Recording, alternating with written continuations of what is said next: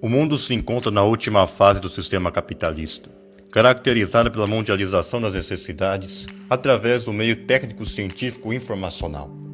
Isso significa que as tendências de pensamento, comportamentos e valores culturais são transnacionalizados, expostos e impostos como universais por parte da mídia, aliada a grupos hegemônicos de países tradicionais do capitalismo e do sistema financeiro internacional.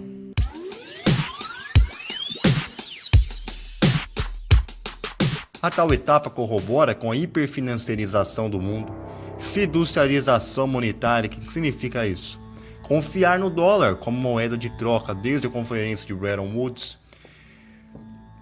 Corrobora também essa etapa o incentivo ao capital especulativo, a homogeneização cultural e defesa incondicional do neoliberalismo aos países periféricos por meio de instituições globais. Dentre elas, se destacam o FMI, o Fed, o BIRD e o Banco Mundial.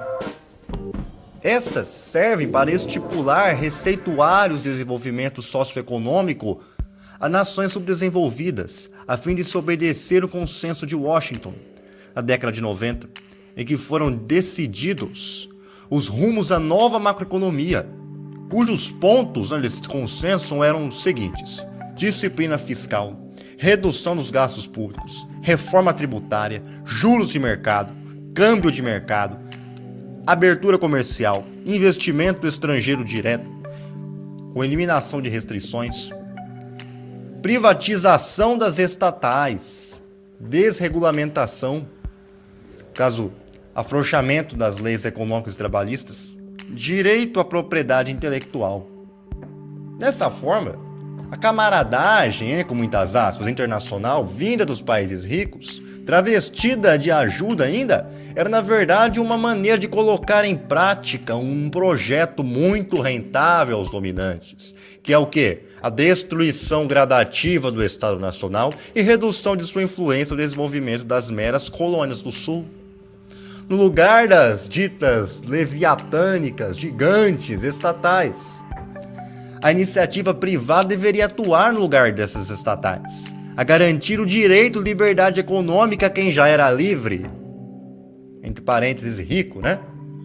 Especialmente em se tratando das empresas transnacionais, as quais, em contraste com a falácia liberal, fortaleceram-se sob direta ação dos estados nacionais, ou seja, comprometidos, esses estados, com o crescimento e o bem-estar de seu povo, e não de uma mera minoria privilegiada.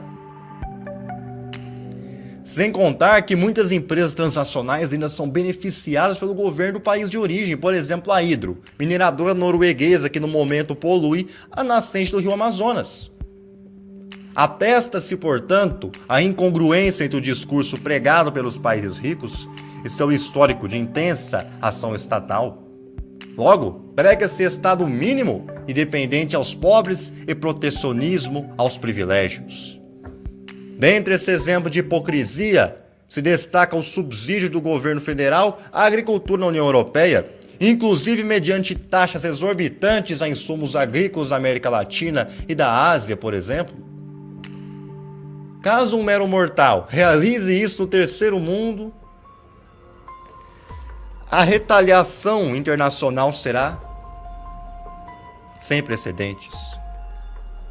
Além do ilustríssimo exemplo de livre mercado regulado, europeu, a questão das fronteiras é crucial no debate dessa nova ordem unimultipolar, vamos dizer assim, pois se preza pelo fim dessas fronteiras, sobretudo para o capital, que por essência não possui pátria, não possui sentimentos, família, cultura, humanidade, muito menos posição política. No entanto, ao se tratar de humanos, relativizam-se as variáveis, ao passo que muros se erguem, altos qual a população de refugiados, consequentes estes das chagas purulentas do imperialismo dantesco dos donos do mundo a partir do século XIX. De última análise, almejam reduzir o homem ao próprio fluxo de capital, previsível, cosmopolita e fetichizado. Enquanto seu criador, próprio homem, de carne e osso, se mostra cada vez mais reificado, coisificado e aderido a essas engrenagens internacionais de consumo sem fronteira e sem pudores. Eis a globalização famigerada, objeto de estudo de Milton Santos, nosso grande geógrafo, na obra dele, Por uma Outra Globalização. Diante das forças motrizes estruturais do período, o nacionalismo é tratado como tabu, ultrapassado e sinônimo de intolerância ao diferente. Porque aos patronos da comunicação, Império Marinho que o diga, Rede Globo, Rede Goebbels, lacaios dos interesses exógenos, qualquer ideia que contrarie o mantra moderno / pós-moderno é dotada de periculosidade aos detentores da hegemonia global, seja o governo norte-americano, sejam os banqueiros sionistas. A eles, o nacionalismo popular e terceiro-mundista é uma ameaça aos planos de desmonte dos Estados nacionais que eles pretendem. Que mais se assemelham esses Estados nacionais do terceiro mundo a colônias endividadas com a metrópole, efetivando a subserviência incondicional a tais agentes citados. Descompromissados esses agentes com o bem-estar dos povos latino-americanos, africanos e asiáticos, porque o plano é aparelhar o governo, minimizar o intervencionismo, apropriar-se das riquezas naturais e de setores estratégicos da nação hospedeira e escravizar o resto, vulgo povo, conforme os ditames das legislações trabalhistas precárias.